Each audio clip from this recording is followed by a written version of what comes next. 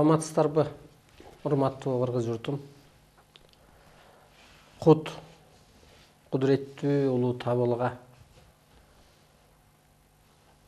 берүүсүн биз ошо 1,5 жыл болуп калды. Бул жолу 1 жылдан ашып.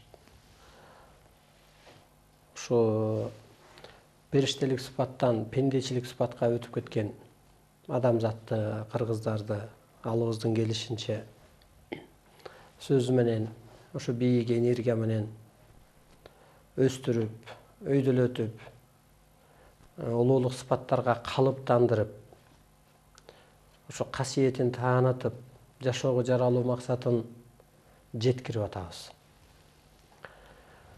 Ошо эфир убагында чоң энергия өтөт. Ошон үчүн өзүңүздөрдү өтө бош кармап, ошо боштондук деген биринчи закон болуп атат да, бул алтын доордо. Улуулук, унчукпастык, өлбөстүк деген бул алтын доордун эң чоң закондору. Ушул болуп атат. Ошон үчүн өзүңүздөрдү бош кармасаңыздар, ошо тегерегизде көзгө көрүнбөгөн энергиялар бар. Өзү адам энергиядан курчалат. Ошон үчүн адам эски пендече, алсыз. Ошондуктан ошо боштондук энергиясы менин турпатымды бийлесин деп көрөрмандар бүгүнкү күнгө чейин түшүнөт. Ушул жаныбыз улуу дүйнөдөн келген, ошон үчүн улуу деп, адам өзү улуу деп айтылат. Ошо улуу энергиянын ээсимин деп, мен эки дүйнөнүн ээсимин деп, жаныңыз ошо жактан келген да, азыр ошо эки дүйнө биригип атат. Ушундай бир ошо жаратуучу сөздөрдү айтып, өзүңүздөрдү боеп, менде эмоция жок, менде энергия бар.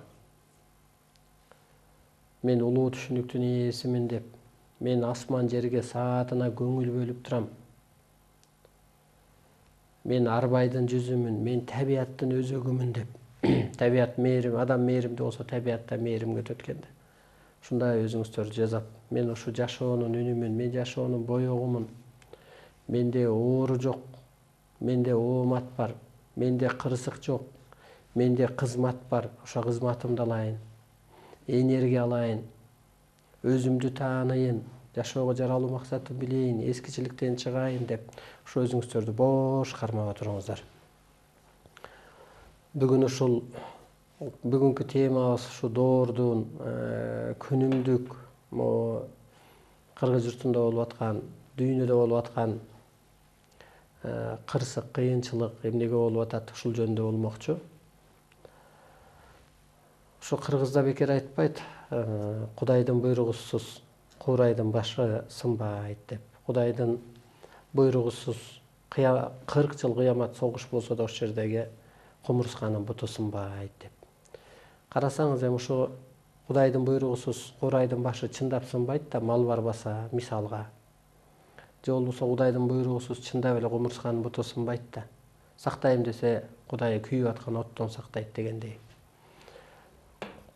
Ошол кумурсканын буту да ошол Кудайдын буйругунан болсо, мына ошо Кудайдын буйругу менен мындан 20 жыл мурун кылым тогошуп, Доор алма шаарда кыргыз жергесине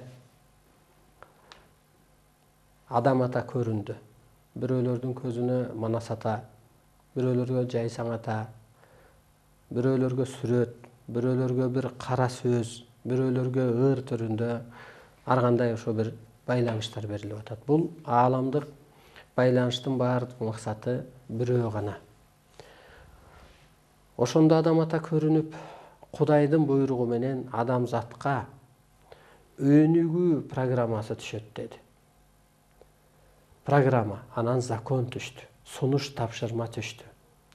Ааламдан программа түшкөндөн кийин жердеги адамдардын чыгарган мыйзамы, азыркы жана саясатчылар менин программам деген, андай программалар 20 жылдан берки кыргыз жергесинде, кыргыз жергеси эми көзүбүз көрүп турганды айталы, эч өсүү болгон жок. Ааламдык мыйзам программа түшкөндөн кийин жерде адам ойлоп чыккан мыйзам программа адамзатка ажал азап гана алып келди. Каражаты, саясаты. Мына 30 премьер-министр алмашты деди. Канчасы качты. Калганы деле азыр аркасын коргой албай араң туруп атат. Не болот эртең деп, уйкусу качып. Ушунун баары көрсө ааламдык программага жана Кудайдын буйругуна айла жок экен да. Ошол түшкөндөн кийин ушу адамдардын чыгарган программасы же саясаты же парламенти кыргыз жергесинде ар кандай закондор, референдумдар жакшылык алып келген жок да, тетирсинче жерибиз кемиди. Бир жагын Кытай алды, бир жагын Казак алды, азыр деле Өзбекстан менен кандай чечилип атат белгисиз. Элибиз тентиди. Анан мындай караганда адамда өсүү болгон жок, тетирсинче кемип кетти. Эмнеден кемиди адамда? Улуу маданиятын сыпатын жоготуп алды. Заман бузулган жок, эл бузулду. Заман элди карап өнүгөт да, адамзатты карап өнүгөт. Керек болсо асман жер дагы адамга карап өнүгөт. Эл өспөсө табиятта кыйынчылык болот, элди кордош үчүн. Улуулук маданияттарыбызды жоготтук. Мындай эле караганда аксакалдык сыпат барбы? Энелерде энелик сыпат барбы? Эжелерде эжелик сыпат барбы? Ошондуктан анан илим түштү. Эми бул илимдин эмнеге түштү? Биринчиден, анан эмне кыл деп атат? Ааламдык программа. Түшкөн себеби биринчиден эволюция менен өсүп келди дагы бир адамда өсүү болуш керек болуп атат. Ушу мына жерде көрсөткөндөй ушу Кудай этап, арба этап, периште этапка өт деп атат. Адам этапка өт, могу ак кара аял эркек түшүнүктөн чык деп атат. Мына биринчи талабы. Экинчи ааламды тааны. Аалам жерде жашап өткөн адамдардын рухунан түптөлгөн. Ааламдын ээси Алла башка, аалам башка. Ааламдын ээси адам ата бабаны баштаган жерде жашап өткөндө рухтардан түптөлгөн. Ааламдын ээси адам ата бабаны. Адамзаттын теги адам ата бабаны. Демек менин атам ааламда ээ болсо, менин жанымда ээ экен да. Демек мен билсем ааламдын ээси дагы адам экен. Мына тааныдык. Экинчи табиятты тааны. Табият жараткандын жан дүйнөсүнүн көркөм чыгармасы. Жаратылыш жараткандын көзгө көрүнгөн керемети. Жаратылыш жараткандын аткаруучусу, кабарчысы. Жаратылыш жерде жашоо жок. Жаратылыш ар бир секунд жашооңо күбө. Андан кийин адам өзүңдү тааны. Адам кимден турат?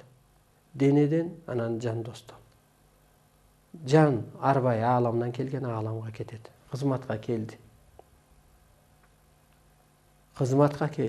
Кыргызды тааны. Кыргыз ким? Бул ааламдан келген өкүл.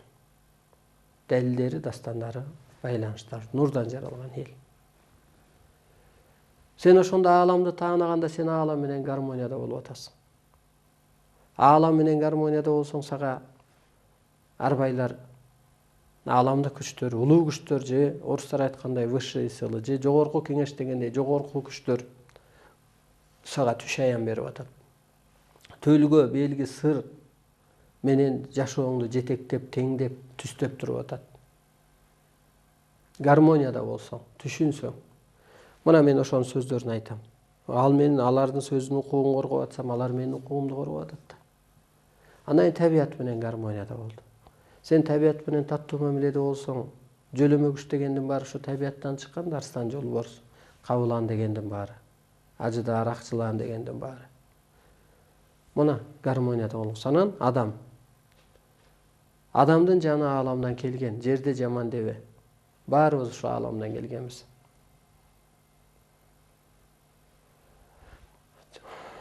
Жерде жаман дебе. Ар бир адамдын рухунун ааламда орду бар. Ошого карап мамиле кыл.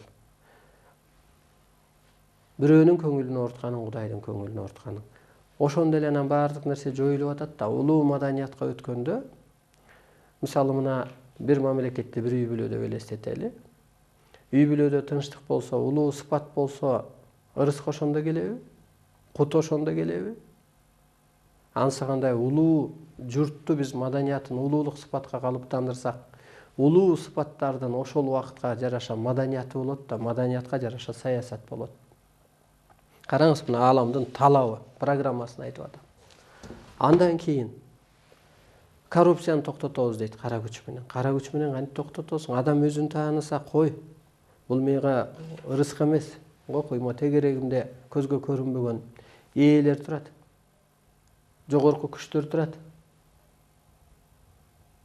Көрүп турат. Алар сенин оюң жаман кылган, жаман жакшы кылган ишиңди, сүйлөгөн сөзүңдү эмес, керек болсо оюңду окуп турат. Кой, бул сага тиешелүү, бул мага ашык десе, коррупция жоюлат эле. Мына ааламдан ушинтип берилет. Жөнөкөй эле жол менен. Медицина. Азыркы доордо адамдын турпаты жоюлуп энергияга айланыш керек. Анатомия, астрологиянын ордун аткарыш керек. Ушу жашоого эки бөйрөк мээрим төгүп турсаң, эки бөйрөгү уланбайт.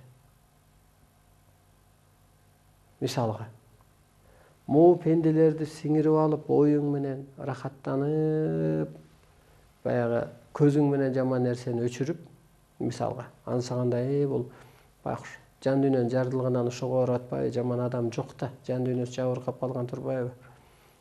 Жакшы болуп кетсинчи десең, ошондо сенин ашказаның оорубайт. Ал экинчи кубулганда кызматын кылбагандыктан ошол оору болуп атат.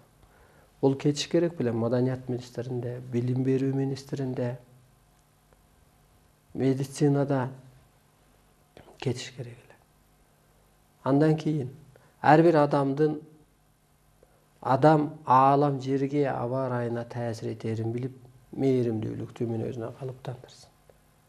Ошондо табият менен гармонияда болсо, аалам менен гармонияда болсо, жараткан жарандар менен гармонияда болсо, табият тынч болот, кырсык болбойт, кыйынчылык болбойт. Кудайдын аткаруучусу кабарчысы жаратылыш сени талкалабайт, мына жаратылыш кырсыгын токтотуп.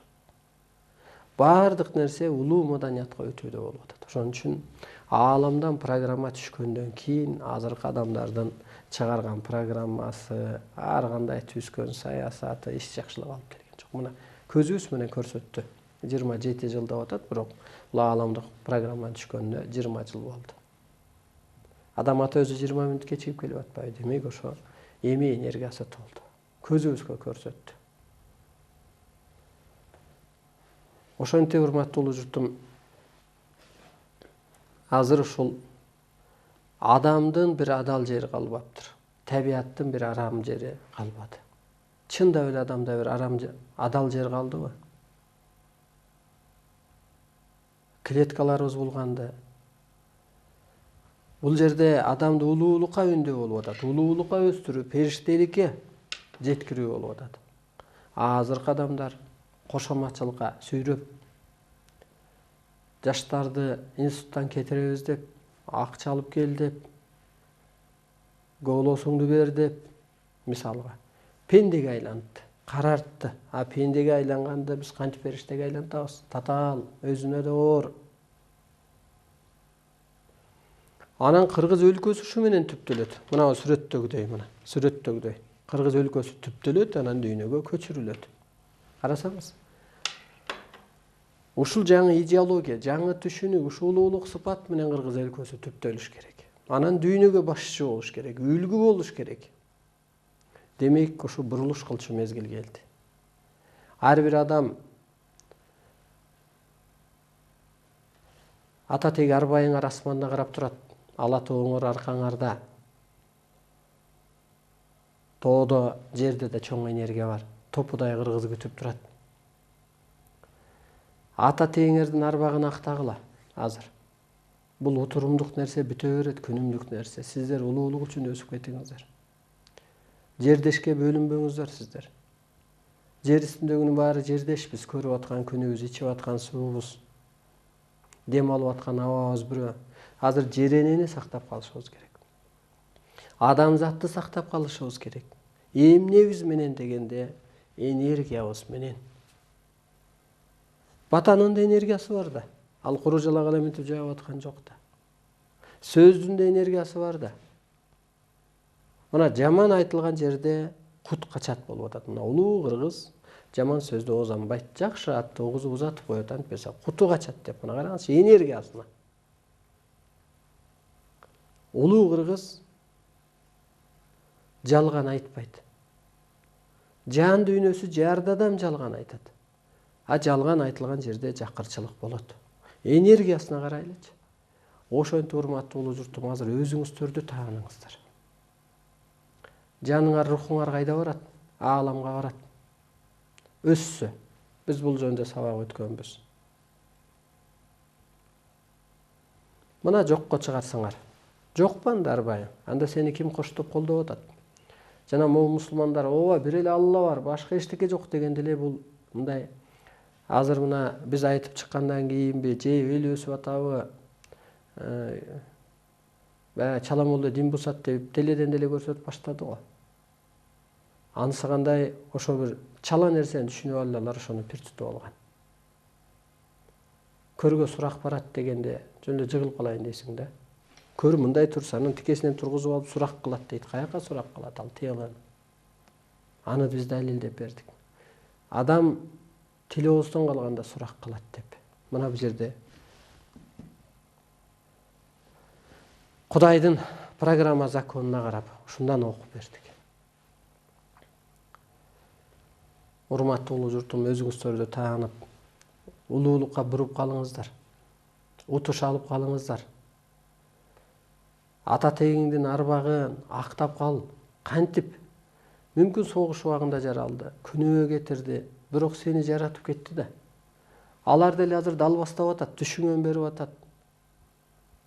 Кырсыктырып атат, кыйынчылык буйруп атат. Алланын астында ата теги арбайлар жоопкер. Мен деле айыл астында, куда сөөк астында бала чакам үчүн жоопкермин го. Азыр ошо кыргызга чоң жоопкерчилик буйрулду. Адамзатты улуулукка калыптандыр. Мына улуу кыргыз улуулугун тааныбаса, улуттарды эрче озаштар улуттун алагасында калат. Ата улуулугун тааныган жок, эшикте күйөө баладан кагуу жеп, келинден тил угуп атат. Улуулугун орун тааныса, келет да ырыскы келет, баласы алып келет, келин алып келет, тобо, шүгүр. Касиетин жоготкон жок да, сыпатын жоготкон жок, мылжыңдап кеткен жок, ушак айткан жок. Майдаланган жок. Мындай эле карасаңыздар, мисалга. Андан эмне кылды? Кудай бул илимин бергенден кийин аргасыз адамзатты багындырып, өстүрүү үчүн бирөөлөрдүн ден соолугунан, бирөөнүн ишинен, бирөөнүн бактысынан, ырыскыдан, төрөттөн, түшүнөн, аң сезими жабыркап, бала чакасынан буюм жоготуп, пикир келишпес түрдүү табий кырсыктан, турмушу, мүнөзү, ичкилик себеп болуп, ооматынан, байлыгынан, сыртына жарат чыгып, дене мүчөсү жарым жандуу операция болуп, өңүн өтө суук көрсөтүп, колунан берекеси кетип, себепсиз эле чоң чыгымдарга дуушар болуп, сөзүн консуз өтөмсүз болуп калды.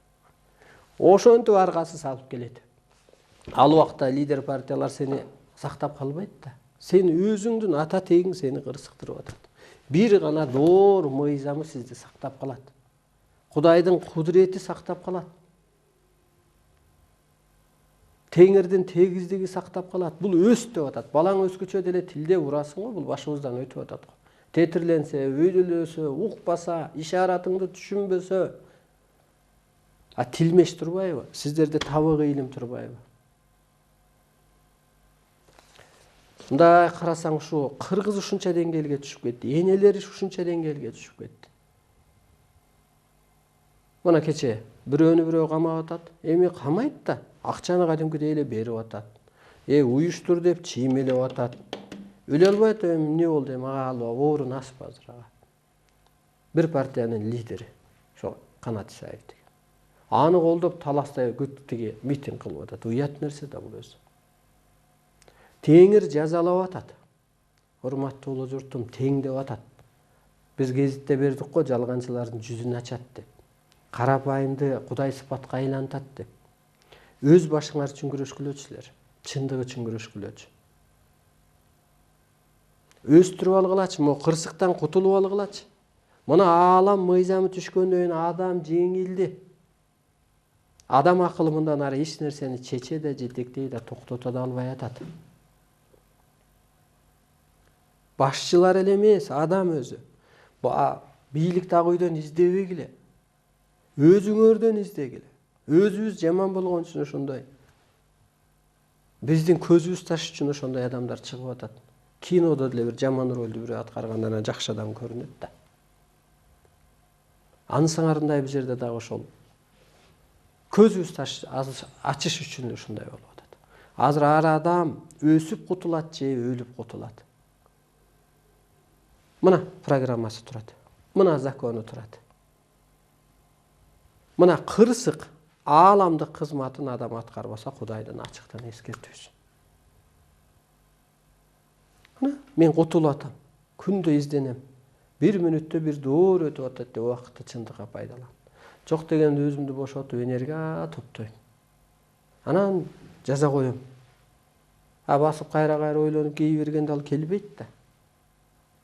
Бошот өзүңдү. Улуулук өт, сыпатты изде. Мына ушунча сөз сүйлөп аткандан кийин кой, мен деле пенде эмес билем. Улуулук сыпатка калыптанайын. Өзүм кээде жаман сөз сүйлөп, бая пендечилигимен кете албай атам деп кайра соттойм.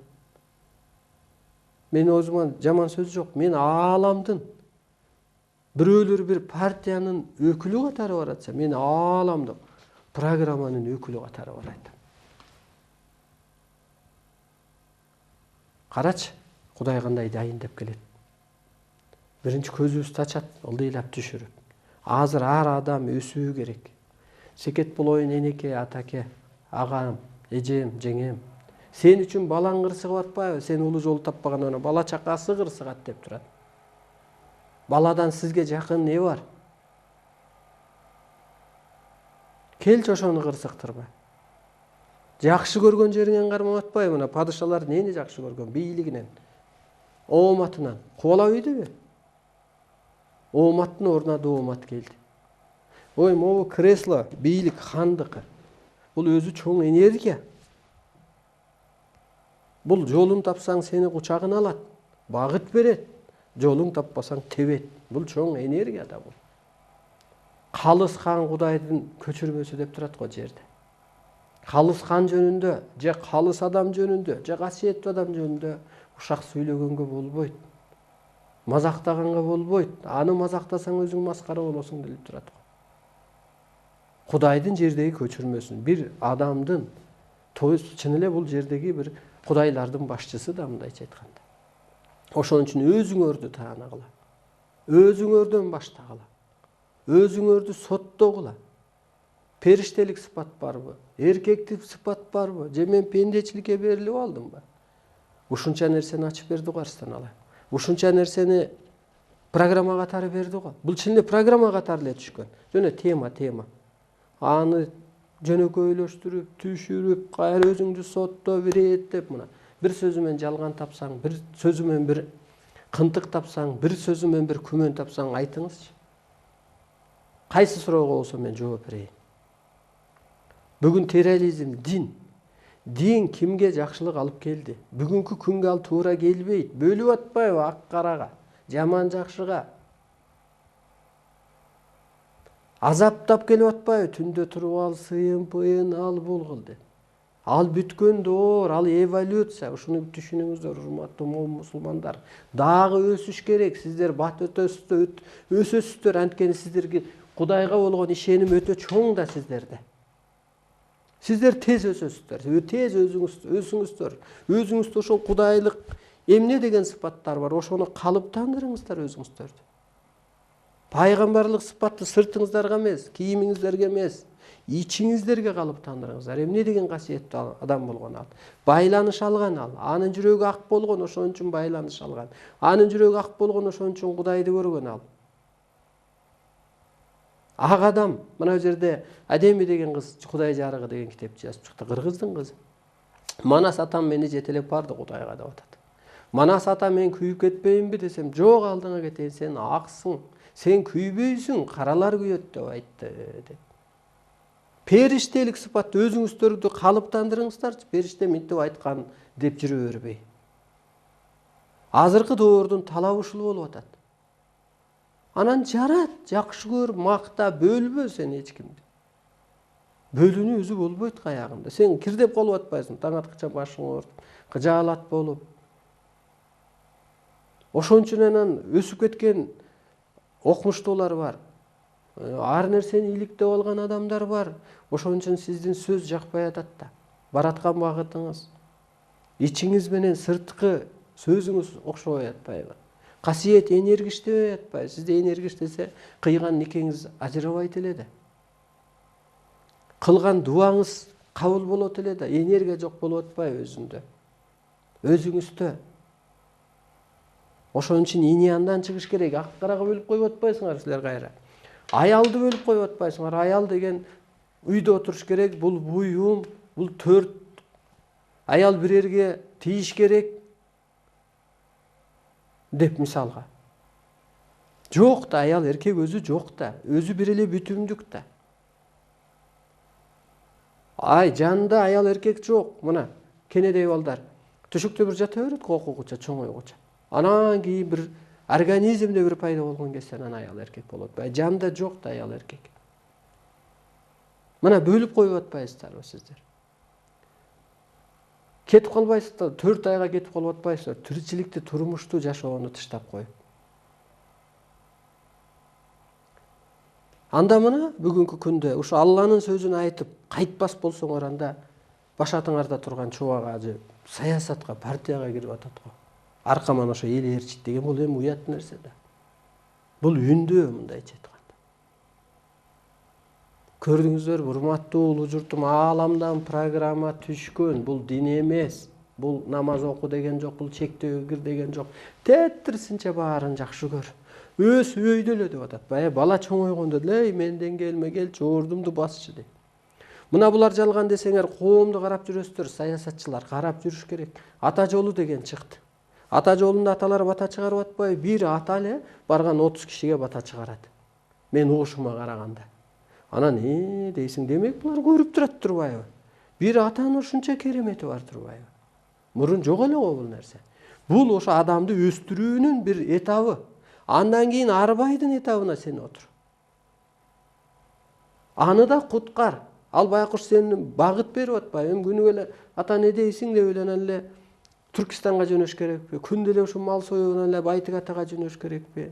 Өстү эми сени өстүрдү, бир арбайдын кереметин көрсөттү. Бар экен, жан бар экен, жерде жашап өткөн Байтык ата, Манас ата, Каникене, Арслан баба ата, да эмне Кожоайрай ата, Асангай ата дегендер мисалы бар экен, жерде жашап өткөн олиялар, ак адамдар асманда бата багыт бере алат экен. Сени атаң чыгарган жок, мен энем чыгарган жок. Алар карарып өттү, түйшүк менен өттү, пендечилик менен өттү.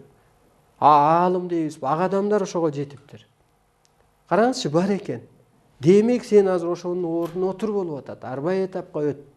Бата багыт бер, мына мен берип атам багыт. Ошо энергия мына. Ошо мазарга барганда айыктырып койдум, ак чачаны, ак батаны чачып койдум десе, менден деле энергия өтүп атат го. Менга да ошондой укук берилген. Мазар ээсин, арбайды чакырып алып мен энергия жөнөтөм. Себеби адамзатты бириктирүү үчүн. Ушундай касиет берилген. Рекламалык тыныгуу бар, андайынан сөзүбүздү улайлы.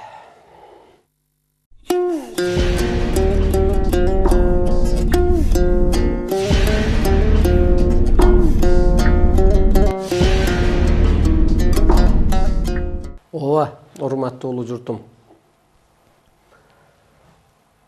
Улуу күчтөр, жогорку күчтөр тирүүлөр аркылуу гана ишин бүтүрөт.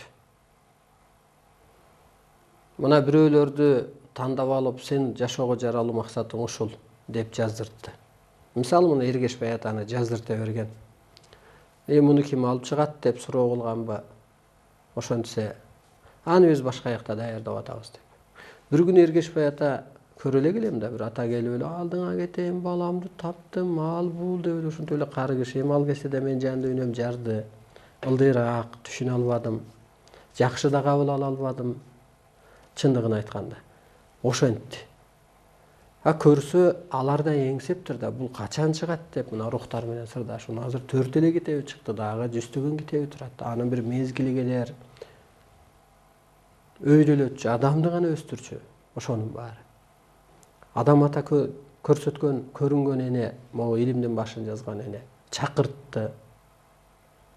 Дагы бир агайындар Акчолтой Теңир уулу деген билдирүүсү менен, бир барагы менен 30-35 китебин жөнөттү. Анан ошонун арасынан анан эле көрсө ошентип бир адамды тандап чыгат экен, баштап чыгат экен, тарбиялайт экен ал адамды, кайтпас кылып. Турмуш өзү. Мына ошентип урматтуу журтум. Келиңиздер ушу мына. Ким азыр, ким тынч, жан дүйнөңөр тынчпы? Мына табият кырсыгып атат. Кайра эле төлгө белгисин чыгарып көрөлү. Өзүбүздү тааныш үчүн. Өйдөлөп көрөлү. Бүт өзүбүздөн болуп атат. Бүт адамга каралып атат. Адамды ошо жазалоо үчүн болуп атат. Мына Кудай жарыгында так берилет. Бала деле өзү жара албайт да деп турат. Чын эле дойлоп көрсөң, ал станок эмес да. Энеси уютуп, же атасы коюп кеткендей мисалга. Ал ошо Кудайдын буйругу менен жара алып атат. Кээ бириң жолуң таппасаң, ошо балаң оорукчал болуп бир түйшүк менен сени издентип атат. Ишиң жүрбөсө кел, ичиңен издейли. Көзгө көрүнгөн дүйнөдөн дагы бир мындай өйдөрөөк чыгалчы, ички жан дүйнөбүз чын эле изилденип көрөлүчү. Мына колуңа илимин, энергиясын, касиетин, багытын, программаңды берди. Калыптан улуулукка. Канатыма кырсыгыңды токтотуп, канатыма калкалайм деп турат бул жерде. Кудай сен менин кызматыңда болсоң, мен сенин кызматыңдамын деп берди атат. Эми мезгили келди го, бир бурулуш болчу мезгил келди. Канда мындан ары ылдыйлатып түшүрүп айтып беребиз. Кантип мындан ары эми дагы жөнөкөйлөп чечмелеп беребиз. Алыбыздын келген жери мына Манас жаңырыгы болду. Манас айтылган жерде тазалануу, реттелүү болот. Манас бул түштө көрүнөт. Аны көк кандуу, сезим түштүү, сезим туюму күчтүү инсандар тутуна алат, эстеп кала алат. Манас кыргыздын байыркылыгын, бир баатырдык мүнөзүн, көрөгөчтүгүн, ошо түш жоорусун басып өткөн кандайдыр бир тарыхын манасчысы дастандар аркылуу берип келсе, азыр бул келечектин мыйзамын берди. Ал арткы багытыбызды, тарыхыбызды берип келсе, бул келечектин кайра эле ошо ааламдык байланыштар аркылуу берди. Дастан катары эле элестете бериңиз. Бирок бул закон, дастан эмес. Дастан бул арткы жол го. Бул тарых го. Бирок ошо ааламдык дастандарда ааламдык философия бар, ойлонуп отурсаңыздар. Бул жомок эмес, бул чындык мына болуп атат. Аалам мыйзамы жеңди, адам мыйзамы жеңилди. Ошон үчүн адам эч нерсени чече албай атат. Кырсыгыңды же кыйынчылыгыңды жеңчи, жеңе албайсың, чече албайсың, жетектейчи, жетектей албайсың. Бир гана доор мыйзамы сиздерге даба болот, ооруңуздарга, келечегиңиздерге. Ашык бар бул жерде, ашык сөз жок. Көрөрманыбыз бар, саламатсызбы? Мен түшүмдү жооп берсеңиз, мага суу кирди. Суу өтөдөн ылдый карай суу агып атат, таза суу ылдый эле агып атат. Анан карагайды көрдүм, чоң карагай. Бир карагай ушу чоң өскөн карагай, жашыл жакшынакай карагай. Жакшы. Эми ошо түштү жоорушубуз керек. Эң биринчи ошо түштөн берет. Түшү оңолсо иш оңолот деп коет го. Түшү бузулганда адам аябай көп переживать этет. Анан бул эжекемдик эми суу, бул ааламдык информация болуп берилет. Вселенная знания. Же болбосо информация кармайт да. Ошо таза суу өтө жакшы. Бул ааламдык илимдин күчүнө киргени. Анан карагай көрдүм дегени, карагай өзү көп жылдык го, жапжашыл болуп турат. Эми ушу жан дүйнөңүздө бир жашылдануу болуш керек, өсүү болуш керек, ошондой сакталыш керек делиптир. Анан бул адамзатка эле берилип атат. Бул жалпы азыр ошо илим өтө күчүнө кирди. Ааламдык мыйзам жеңди. Эски доор өзү бүттү. Ушу бир чоң бурулуш болчу мезгили болду. Адамдын өзүндө бурулуш кылыш керек. Жөн эле эски жашоосун жерип туруп өйдөлөгөнгө аракет кылыш керек. Анан ошол ниетиңе жараша ырыскы болот да, ниетиңе жараша үйдө бир тынчтык болот да, урматтуу боло журтум. Ниетти оңош үчүн ушу табыгы илим, таза дил керек. Мына ошентип урматтуу журтум, ааламдан программа түштү. Ушуну жакшы эстеп калыңыздар. Ааламдан программа, закон түшкөндөн кийин жердеги саясатчылар ойлоп чыккан программа, закон, кабыл алган ар кандай мыйзамдары ажал азап гана алып келет дейт. Сөө тетриш болуп калып атат да, Кудай менен согушуп атат. Бул жерде керек болсо медицинада жоюлат деп берилет. Эмнеге дегенде, ушул Кудай кереметин сезбей эле, мисалы, Теңир Кудайды, адамды көкүрөгүн ойготуу үчүн оору берип атса, сен таблетка менен айыгам деп атсың. Азыр айыккан адам жок. Тетрисинче ууланып атат. Каршы чыгып атасың, мен урганым жок, сенин эскертүүңдү, сенин тарбияң мага кереги жок, мен таблетка менен эле дарыланып алам деп атасың. Көрдүңүзбү? Доор мыйзамы гана дабай болот. Себеби энергияга өтүңүз сиз, эмоциядан чыгыңыз. Оору бүт эле эмоциядан болуп атат. Ошентип жолун берди. Ошо ааламдык маданиятка өтүңүздөр. Мына, мен жашоомдо мурун кыйынчылык эле, сөгүнчү элем, мурунчу элем, беринчи элем. Бир убактар болду, жакындарым дагы жаныман кеткен. Иштегиси келбей.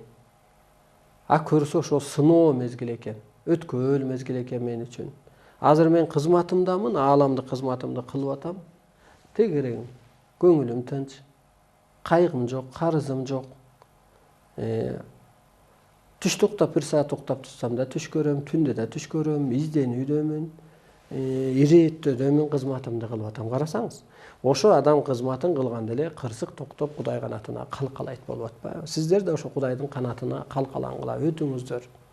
Мында дагы ошо бир кадамбы кандайдыр бир деңгээлге адам өскөндө, бай атасына жакындайт го, мүнөзүн түшүнүп энесине жакындагандай. Ошо мурун Алла дегендей түшүнүктөй болуп, эми дагы бир карыш дейбизби, бир кадам дейбизби, Кудайга жакындоо болуп атат. Бул жаңы доордо. Бул жерде так берилет. Тегиз жашоого өтсөңөр, Теңир теңдеш сырын ачып берет деп. Бул башатта берилди, кийин Теңир теңдеш сырын ачып берди. Эмне деди ал? Мени динден издебе деп атат. Менде ажерде нурум бар, корпусум жок деп. Бир кандай кичине нурум бар. Анда жүрүп мага керек эмессиң, мендей болуп мага керексиң дейт. Мендей деген эми ошо бир жаратуучу сыпатка, баягы ата балага эч качан окшобойт го, бирок жакындайт, коркундайт, түшүнүгүбү, өңү түсүбү, мүнөзүбү, үнүбү, түсүбү дегендей. Анысы кандай ошол ушул улуулук сыпатка калыптансаң, кереги жок сөздөрдөн, кереги жок иштерден, кереги жок достордон арылмаксың дейт. Чын эле биз майда ишке түшүп алдык да, майда түшүнүккө түшүп алдык. Чын эле жанагы түштүктөгү эжекейлердин, энелердин ыйлап атканы туура да. 2010-жылда эле ушундай эле бир баягы саясаттын атынан, айынан тополоң болуп кеткен да. Бири-бири күнөөлөп жүрөт, эми ал ачыгы чыгат го, анткени чындык ачылып кетти да азыр. Азыр да бар ошондой эле бир кеп болуп атат. Урматтуу улуу журтум, урматтуу саясатчылар, эл башчылары. Ошол эл башчыда жүргөн адамдар, сиздер ушундай элестетиңиздер. Ааламда мынтип берилет, ааламдык закондо. Эне атанын руху ааламда болбой калат. Кайсы убакта дегенде, жерде балдар бактысыз болуп калсын. Эмнеге дегенде, сен багыттуу тарбия бере алган жоксуң. Анысы кандай, сиздер багыттуу тарбия бере албай, мына улуулукка үндөй албай, жерде балдар бактысыз болуп атат. Ушундай элестетиңиздерчи, сиздер атасы, эл атасысыздар, эл энесиздер. Сиздер багыттуу тарбия бере албагандыктан жерде балдар бактысыз болуп атат. Тетрисинче азыр оорунун, писихтин, шишиктин, жаранын, үй бүлөөнүн келишпестигине сиздер күнөөлүсүздөр, түстөн түз.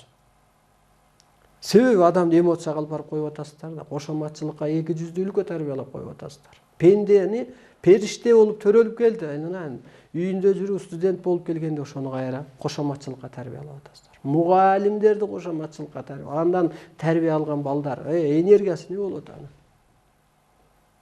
Энелерди, бул өзү жакшы эмес. Бир жеке кызыкчылык үчүн.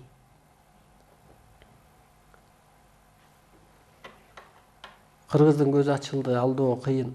Анткени керемет күч адамды кийип алды. Эгер кийбесе мен ушунча сүйлөйүнбү? Мени мына Адам ата мурун караан болсо жаран болуп кийип алган. Адам ата Арстанайды кийген, аалам күчтөрү Арстанайга баш ийип калды. Адам атага баш ийет да кийинки күчтөр. Анан ошон үчүн анан ар бир адамда азыр сот жүрүп атат. Арстаналай тактысына караңгы түндө ушундай отурду. Караңгы жагынан табиятты багындырган, табиятты башкарган кыргызды саясат багындыралабы? Багындыра албайт да. Табиятты башкарып атат го кыргыз азыр. Дүйнөнү тегеретип, тегиздеп мынага алып келип атат. Арсеналай деңгээли өскөн сайын, энергиясы толгон сайын аалам күчтөр адамзаттын айласын кетирип атат. Бул жакшы. Себеби келип эртерээк жолун таап кетсин деп атат. Ылгоо жүрүп атат. Ошентип бир адамга айланып калат деп берилет бул жерде. Бир эле ок болот, ошону айланат. Президентти мүмкүн мен башкарып атам. Оюм менен, арбайлары менен. Соттоп атам. Багытын таппаса элдин, жолун таппаса, жаңы доорду болбосо, мына астыда бараткандын баарын ошон үчүн тытышып, айберлери ачышып. Аалам күчтөрү бир уят кылып коет да, оозуна бир баланы сүйлөсө тетир сүйлөп коет да. Ачып коет да, ар кимди кийип алып иштейт, арбайларын укугу бар, ар кимди кийип алып иштегенге. Ачыктан эле уят кылып коет. Берин ачып коет, тытыштырып коет, жаман көрсөтүп коет. Ойду тоону сүйлөтүп коет, жаман жакшы ишти кылдыртып коет. Ошон үчүн мен Кудайга ыраазымын, урматтуу кыргыз журтум. Сиздер да ыраазы болуңуздар. Адамзатка башчы кылып сиздерди шайлап атат. Тактысын берип атат, ордун берип атат, энергияга тол деп атат. Теңирге теңдеш энергия тол дагы арбайларды башкарып, табият от суу силердин керемет куралыңар, ошолорго буйрук берип, адамзаттын айласын кетирип астыңарга алып келип берем. Силер илим бергиле деп. Жолуна салгыла деп. Арсеналай эле милдеттүү эмес да. Алтын доорду курууга ар бир адам милдеттүү. Ак карасына карабай, улут жынысына карабай ар бир адам милдеттүү. Курганга милдеттүүсүңөр. Мына Кыргыз өлкөсү түптөлөт деп нечен жерде берет. Мына ынтип түптөлөт, анан дүйнө көчүрүп алат. Ошого бара айтабыз. Ошон үчүн башчы катары бара айтам, курганга силер милдеттүүсүңөр. Утушуңарды алгыла. Эртең жакшы эмеспи? Кошоматчы жоюлуп кетсе жакшы эмеспи? Мына менде шоопур жок. Мен өзүм жаман көрөм бирөөнү кошомат кылып турган. Жүрөгүмө батпайт, өзүм кысылып кетем. Телехранитель жок. Караңыз мына.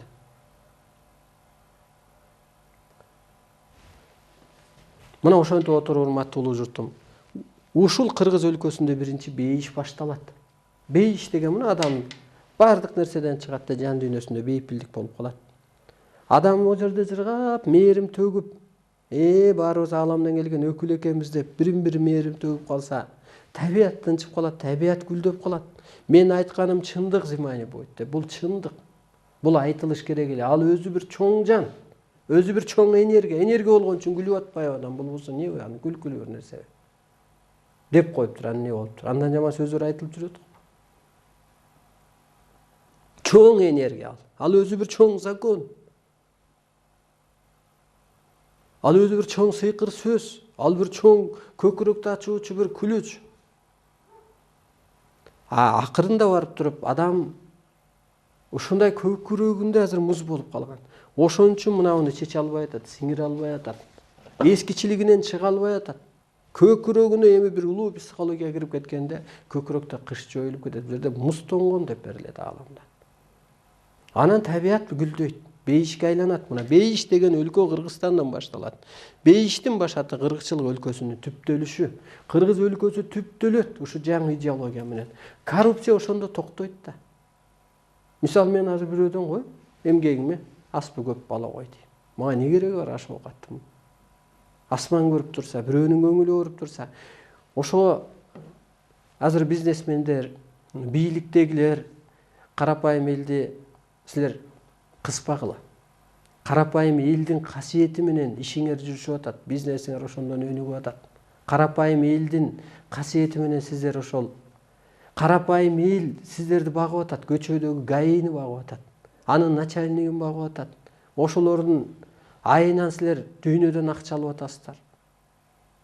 Ошолор бар үчүн сиздерде налог төлөнүп, эмгек акы алып атасыздар.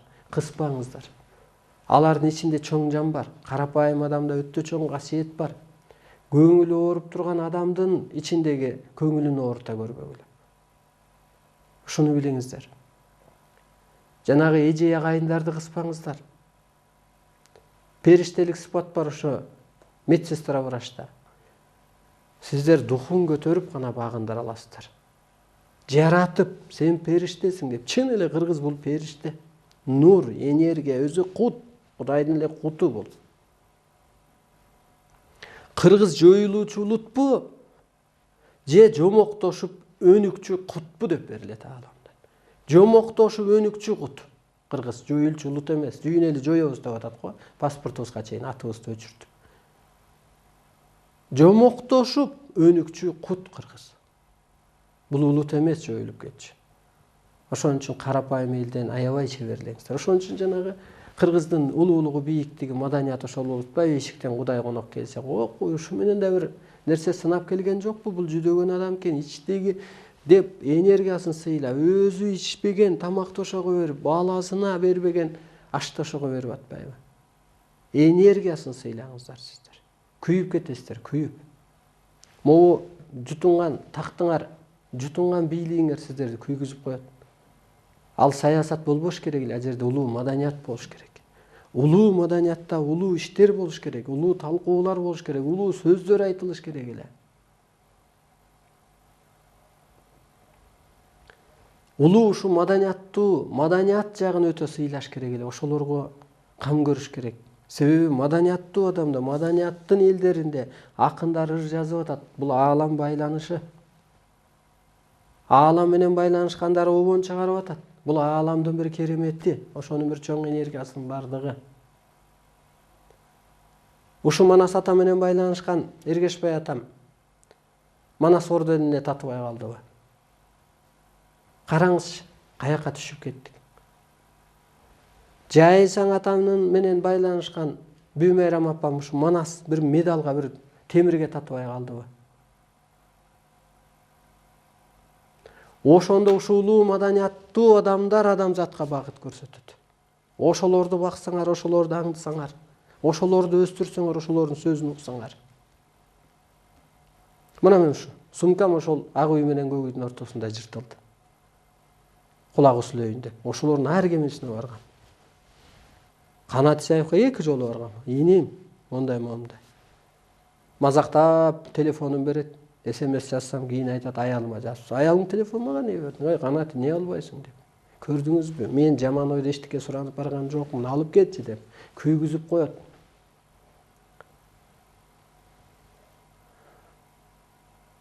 Кудай жерге түшпөйт ушундай бир кереметти адамдарды жаратып коет. Бүймайрам апамдын эмгегин баалап, экстремизм эч ким болуп кеткен жок, ошону окуп алып эч ким экстремизм болуп кеткен жок. Бир адам тетирисинче өтө тарбияланат. Энелери окуйт ошону. Карапайым эли окуйт ошону. Ондогон топ, ал бир китеп эмес, ондогон топту бир сатып алып кетип атпайбы? Ошого башын уруп, өзүнчө таркатуучу элдер, элчилер пайда болуп кеткен. Духун көтөрүп, колдон келсе мамлекет үчүн эмне бир мындай бир 30 квадрат жерди берип койсо болот эле, бир 30 квадрат квартираны. Тетирисинче соттоду. Мындай адамдарды мына мага так берилген. Сени эгер мазактаса, ошо мени да текшерүүлөр көп болду да. Бийлик элге сот жүрөт дейт. Бүймайрам апага дагы ошондой мазактадыңар, мына бийлик элге сот болуп атат. Себеби аны аалам күчтөрү коргоп турат. Өзгөчө кароосунда бул жерде так берилет. Арстан алай деп турат мына жерде. Ыйык күчтөрүнүн өзгөчө кароосундагы инсан деп. Анысы кандай урматтуу журтум, ошого жетиш керек. Ыйык күчтөрүнүн өзгөчө кароосуна өтүш үчүн сен иняндан чык, эски түшүнүүңөн чык, өйдөлө. Анан сен кызмат кыл, анан сени кароого алат. Сен гармонияда бол. Анын ал улуу адам күлүп коет, болуптур дейт, а бирок ичи ооруп калса, жакшы болбойт. İçindeki күчтөр ооруп калат. Ал сенден эчтеке сураган жок. Ушуну бир алып кете бербек экен, бир нерсе кылып жеткире бербек экен, колунда трибуна турат. Уюштура бербек экен деп нечен байларга бардык. Агай ааламдык маданиятка өтүш керек болуп атат. Эфирден жардам бериңиз, теледен жардам бериңиз. Колуңузда турат. Bir saat убакыт алып бериңиз. Такыр жерге түшүп калганда аларчы. Көксөгөнү байлык, бийлик, башка эчтекеден үмүтү жок. Азыр карапайым элде касиет көп, урматтуу улуу журтум. Касиет бар, аздыр көптүр карапайым элде. А бийлик ээлеринде байлык, бийлик деген эле дем күч бар. Эккесе кырсыккан. Ыймандан эч ак кол жууган. Дагы ошо карапайым элдин касиети менен, могу караңгы күчтөрдүн касиети менен, ошолордун каалоосу менен кыргыз жергеси сакталып турат. Нур түшкөн, энергия түшкөн, байланыш түшкөн жери менен. Жана орустар айтып аткан ошо болуп атат да, 5 ай ал Сургуттан келгенде мен пресс-конференцияга алып чыккам го. Кыргызстан энергетический информационный центр деп. Энергиясы ааламдык энергияны айтып атат. Светти айтып аткан жок, рести айтып аткан жок. Ошон үчүн сакталып туруп атат, урматтуу улуу журтум. Ошон үчүн кайтыңыздар. Бурулуш кылыңыздар. Мезгил өтөт. Баланы да туура тарбияласаң кийин айтат, атам туура айтыптыр, апам туура айтыптыр, көзү ачык эле экен. Баарын билип турчу турбайбы, деп калат. А туура эмес тарбияласаң, атам акылсыз эле экен дейт. Өзү үчүн бурмалаган турбайбы дейт. Ансаганда эл өсүп келатат, эртең билип алат. Агым динди чечип алат. Саясаттын бурмалоосун билип алат. Ана мынтип күйүп коет. Деп ашык нерсени эле күйүп коет го. Какырынып түкүрүнүп ары бери басып. Ансагандай урматтуу улуу журтум. Карапайым элдин арасынан чыгып атат касиеттүүнүн баары. Жол башчылар, кесиби көп, кемчилиги жок кыргыздар бар бизде. Кесиби көп, мына. От суу ташты багындырган. Керемет түштөрдү көргөн, жазган. Бул кесиби көп, бир эле кесиби эмес. Мунун диплому деле кереги жок. А кемчилиги жок. Ал адамда кемчилик болобу, пендечи ой жок да. Акын жазуучулар ошо маданият элдери үйүсү жүрөт. Бирок ошого кайыл, ошого ыраазы. Ошолор эл камында жүрөт. Көчүп конуп жүрөт. Колдогон бир адам жок. Мына, бизди ким колдоп атат? Колдогон эч ким жок. Көк асман колдоп атат. Ата-бабанын арбагы колдоп атат. Аалам күчтөрү колдоп атат. Мазар ээлери колдоп атат. Керемет күчтөр колдоп атат. Карапайым эл колдоп атат, жок деген ой менен. Туура да деп. Ошон үчүн бир чоң бурулуш болчу бир мезгил келди. Ошо өзүңүздөрдү аябай таразалап, соттоп.